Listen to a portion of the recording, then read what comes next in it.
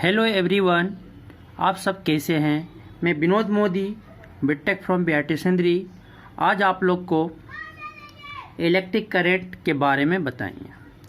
पिछले लेक्चर्स में हम charge, types of electric charge, SI unit of charge, conductor and insulator, electric potential and potential difference, measurement of potential difference, ये सब हम लोग cover किए थे पिछले लेक्चर।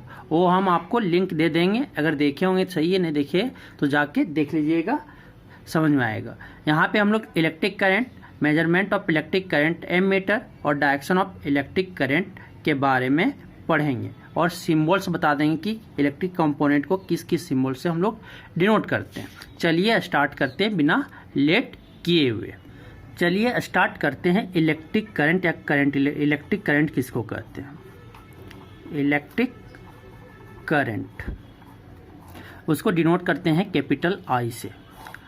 तो क्या होता है कि द रेट ऑफ फ्लो, मानिए कि क्रॉस सेक्शन एक वायर है और ये क्रॉस सेक्शन वायर में इलेक्ट्रॉन फ्लो करते हैं, तो कि the rate of flow of charge पर unit time through any cross section area, ये क्रॉस सेक्शन एरिया में एक सेकेंड में कितना चार्ज फ्लो कर रहा है, उसी को हम कहेंगे, रेट को कहेंगे करंट। तो क्या डेफिनेशन है? The rate of flow of charge through any cross section area पर unit time is known as electric current, is known as electric current। ये होता है मैथमेटिकली, हम लोग मैथमेटिकली इसको हम लिख सकते हैं क्या? That is I is equal to Q by T, मतलब कि charge flow per unit time.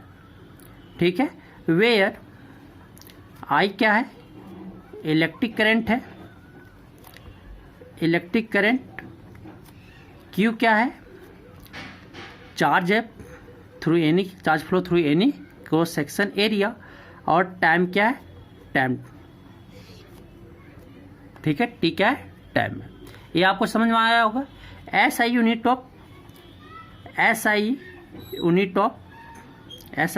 Of electric current that is I is क्या होता है? एम्पियर। एम्पियर कर सकते हैं या coulomb per second. Coulomb per second को एम्पियर, एम्पियर नाम के साइंटिस्ट थे, वो खोजे थे, उसी के नाम पे इलेक्ट्रिक करंट का ऐसा यूनिट पड़ गया। ठीक है, 1 एम्पियर होता है, उसको डिनोट करते हैं, ampere denoted by capital A. ठीक है, 1 milli ampere is equal to 10 to power minus 3 ampere. 1 micro ampere, इसको माइक्रो एम्पियर होता है 10 टू पावर माइनस 6 एम्पियर। ठीक है, तो ये और एक होता है एम्पियर। ये 3 यूनिट आप याद रखिएगा। ठीक है, अब हम लोग एसआई यूनिट पढ़ लिए, क्या होता है? एम्पियर। ये क्या होता है? ये आपको पूछ दे व्हाट इज 1 एम्पियर, को पूछे क्या? What is 1 ampere, what is 1 ampere. तो बोलिएगा कि the rate of flow of charge of 1 coulomb through any cross section area in pass through in 1 second. क्या बोले कि 1 कूलम चार्ज को फ्लो करने में, 1 सेकेंड में 1 कूलम चार्ज फ्लो करने में जो होता है, उसी को हम 1 एम्पियर कहेंगे। ठीक है, when 1 coulomb of charge flow through any cross section area in 1 second, then the electric current is said to be, the electric current flow is said to be 1 ampere. ये समझ में आया होगा। अब चलिए नेक्स्ट देखते हैं ठीक है, कि इलेक्ट्रिक करंट फ्लो करने के लिए पोटेंशियल डिफरेंस होना चाहिए। क्या होना चाहिए? सबसे पहले ये पॉइंट कि इलेक्ट्रिक करंट या चार्ज फ्लो होने के लिए, बहाव होने के लिए क्या होना चाहिए? होने के लिए पोटेंशियल डिफरेंस क्रिएट होना चाहिए, पोटेंशियल डिफरेंस होना चाहिए। ठीक है, ये आपको समझ में आना चाहिए। आप जानते होंगे कि चार्ज हमेशा high potential to low potential flow करता है और इसी में पोटेंशियल डिफरेंस क्रिएट होगा, तभी आपका इलेक्ट्रिक करंट फ्लो करेंगे, ना इलेक्ट्रिक करंट या चार्ज नहीं फ्लो होगा। ठीक है, ये समझ में आया होगा। अब measuring unit of electric current क्या है? मेजरिंग इंस्ट्रूमेंट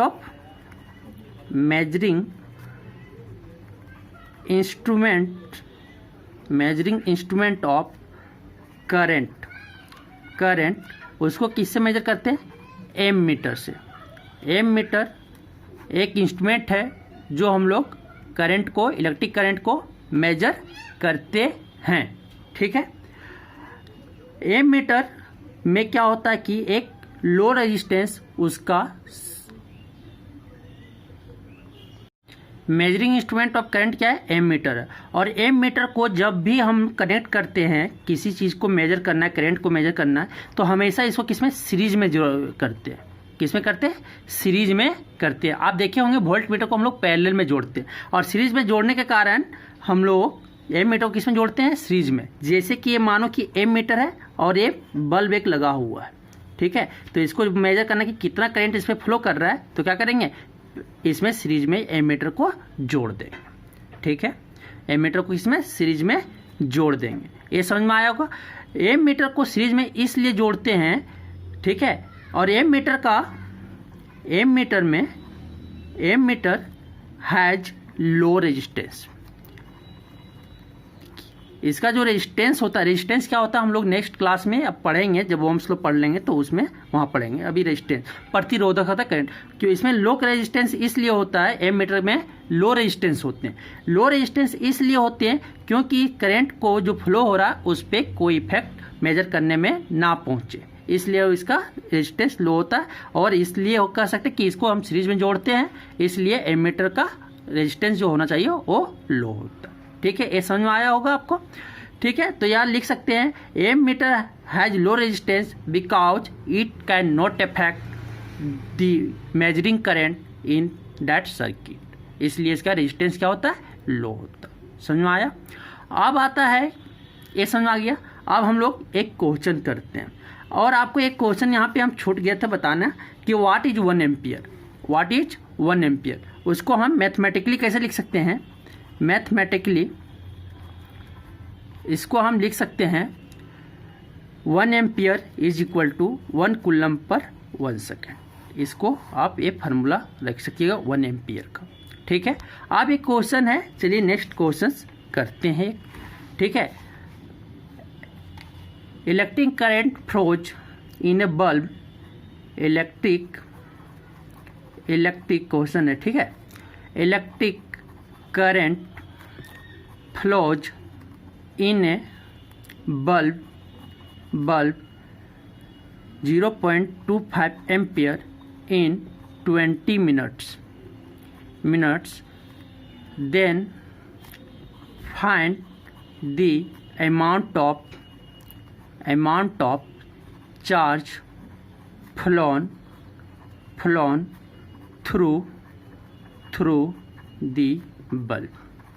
ठीक है, तो आपको क्या दिया हुआ है? पहले सोल्यूशन लिखिए, और सोल्यूशन में देखिए क्या दिया हुआ है? करंट दिया हुआ है। करंट कितना दिया हुआ है? 0.25 एम्पियर लिख दिए। फिर देखिए टाइम दिया आपका, किसमें दिया हुआ? 20 मिनट। तो ऐसा यूनिट इसका क्या होता है? सेकेंड होता है। पहले हम सेकेंड में चेंज करेंगे, 60 सेकेंड। फिर कितना आ गया? 1200 सेकेंड आया, ये आ गया। अब हम लोग फार्मूला जानते हैं कि आई इक्वल टू क्या होता है? Q/T होता है। यहाँ से हम क्या लिख सकते हैं? I × T, और I कितना है? 0.25, और ये क्या है? 1200 सेकेंड। अब मल्टीप्लाई करते हैं तो ये क्या आ जाएगा? 25 × 12 50, और 25 क्या आ गया 750, सॉरी 300, कितना आएगा 300, कितना एम्पियर हो जाएगा 300 कुल्लम हो जाएगा, 300 कुल्लम अमाउंट ऑफ चार्ज क्या हो जाएगा 300 कुल्लम हो जाएगा। ठीक है, एक और लिखिए, मानिए कि an electric charge the amount of electric charge the amount of electric charge या क्यू मान लीजिए is 500 coulomb flown in 10 minute, find the amount of current या इलेक्ट्रिक करंट। ठीक है, तो Q कितना दिया हुआ है 500 कुलम, टाइम कितना दिया हुआ है 10 सेकेंड, उसको हम चेंज करेंगे पहले सेकेंड में, मिनट में दिया हुआ है सॉरी, तो 10 × 60 क्या हो जाएगा 600, फिर उसको हम डिवाइड करेंगे। I इज वोल्ट क्या होता है Q/T होता है, I इज वोल्ट क्या होता है Q/T होता है, ये सेकेंड में हो गया। I is volt Q/T, Q कितना दिया हुआ 500 और टाइम कितना दिया हुआ 600, ये कट गया, अब क्या आया 5/6 एम्पियर, ये आपका आंसर होगा। आपको समझ में आया होगा। अब हम लोग सिंबल्स ऑफ, अब हम लोग डायरेक्शन ऑफ इलेक्ट्रिक करंट पढ़ेंगे। क्या पढ़ेंगे? Direction of electric current, electric current का डायरेक्शन किधर होगा। ठीक है, डायरेक्शन ऑफ इलेक्ट्रिक करंट, ये मानिए एक कोई रेजिस्टेंस है, ठीक है, और ये पोटेंशियल डिफरेंस है और ये फ्लो कर रहा है। ठीक, ये मानिए V है, पोटेंशियल डिफरेंस रेजिस्टेंस R है। मानिए इलेक्ट्रॉन आपका इस डायरेक्शन में नेगेटिव टू पॉजिटिव होता है, इलेक्ट्रॉन का डायरेक्शन किधर होता है नेगेटिव टू पॉजिटिव, तो आपका जो होगा इलेक्ट्रिक करंट का डायरेक्शन जो होगा वो पॉजिटिव टू नेगेटिव होगा। ठीक है, हमेशा अपोजिट मान लीजिएगा, इलेक्ट्रॉन जिधर फ्लो कर रहा है उसके अपोजिट में इलेक्ट्रिक करंट होता है। इलेक्ट्रिक करंट हमेशा फ्लो करता है positive to negative. The direction of, तो लिख सकते हैं यहाँ से, the direction of electric current, the direction of electric current, current is always from positive to negative. ठीक है, टर्मिनल ये कह सकते हैं, या कह सकते हैं reverse of the direction of electron, या ठीक है, रिवर्स ऑफ द डायरेक्शन। मानिए कि आपका ए नेगेटिव टर्मिनल है, पॉजिटिव टर्मिनल है। ठीक, हमेशा अगर इलेक्ट्रॉन ऐसे फ्लो कर रहा है, इलेक्ट्रॉन का डायरेक्शन ऐसे है, ठीक है, तो आपका करंट का डायरेक्शन कुछ ऐसे होगा, ऐसे जाएगा। समझ में आ गया? ये आपको समझ में आया होगा डायरेक्शन ऑफ इलेक्ट्रिक करंट। ठीक है, आगे चलिए देखते हैं। आप देखते हैं symbols of electric component uses in circuit diagram. ठीक है, जैसे बल्ब को हम लोग कुछ इससे डिनोट करते हैं। ठीक, रेजिस्टेंस को हम लोग इस तरह से डिनोट करते हैं। ठीक, वेरिएबल रेजिस्टेंस इसको हम लोग इस तरह से डिनोट करते हैं, या ये रेजिस्टेंस है उस पर वेरिएबल लगा देते हैं। ठीक, ये आपको समझ में आया होगा। उसी तरह से और बहुत तार, वायर, उसको सिंपली वायर से डिनोट करते हैं।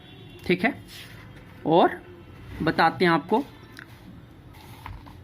और स्विच, ओपन स्विच,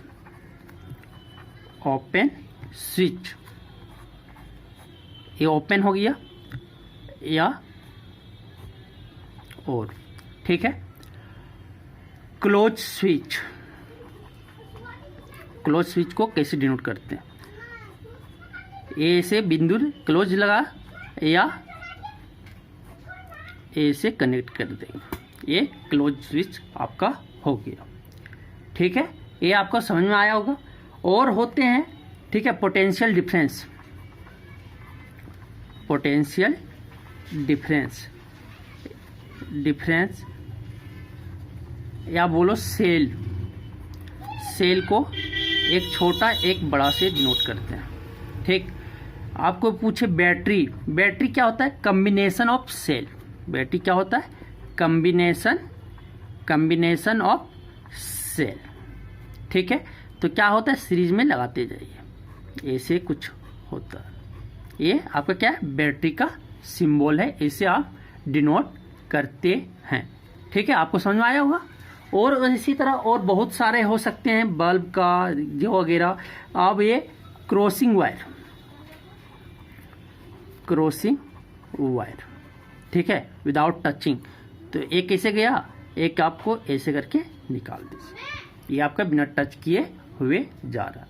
ये आपको समझ में आया होगा। अब सर्किट, एमीटर, सॉरी, एमीटर को कैसे डिनोट करते हैं? एक ए लगा दिए, ये लगा दीजिए, एमीटर का डिनोशन हो गया, इसे इसका सिंबल ऐसे। वोल्ट मीटर, ये आपका वोल्ट मीटर है। ठीक है, अब सर्किट, सर्किट हम लोग कैसे बनाते हैं? यूज करके, सिंबल यूज करके सर्किट कैसे?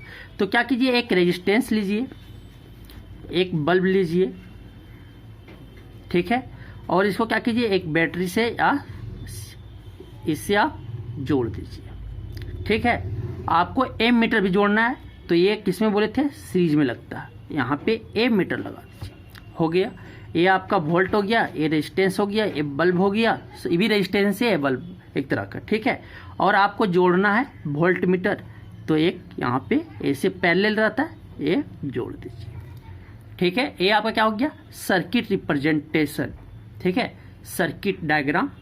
ठीक है, ये क्या हो गया? Circuit diagram. ऐसे एक वेल कनेक्शन है, बैटरी से जोड़ दिए या सेल से जोड़ दिए, रेजिस्टेंस को एम मीटर लगा दिए सही पे, वोल्ट मीटर सही पे यूज लगा दिए।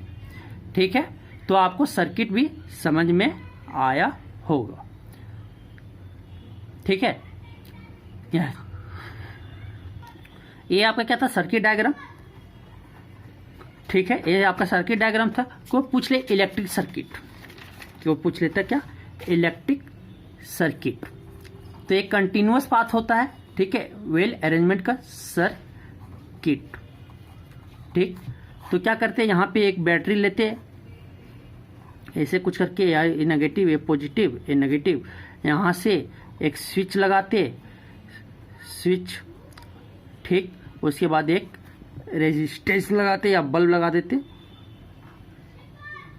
ऐसे कुछ करके, और फिर इसको क्या करते, यहाँ से डायरेक्ट अटैच कर देते। ये स्विच ऑन ऑफ करते, क्लोज करते, क्लोज हो जाता है ये, या ओपन है तो ओपन रहता। ठीक है, ये आपका स्विच हो गया, ये आपका बल्ब हो गया, ये आपका बैटरी हो गया। ठीक है, या सेल हो गया जो लगाना, इसी को कहते हैं इलेक्ट्रिक सर्किट। ठीक, आपको समझ में आया होगा। जो आपको नहीं समझ में आया वो आप कमेंट करके पूछ सकते हैं। तब तक आप लोग को ये वीडियो अगर अच्छा लगा तो आप ज़रूर कमेंट करके बताएं, और आप मेरे वीडियो को नहीं देखें तो देखें। और अगर जहाँ भी आपको लगे कि हमें यहाँ परेशानी हो रही तो आप भाईचक कोई भी परेशानी के बिना आप कमेंट में करके, या व्हाट्सएप नंबर जो दिया रहेगा वो उसमें आप पूछ सकते हैं। तब तक थैंक यू, नेक्स्ट वीडियो में मिलते हैं फिर से।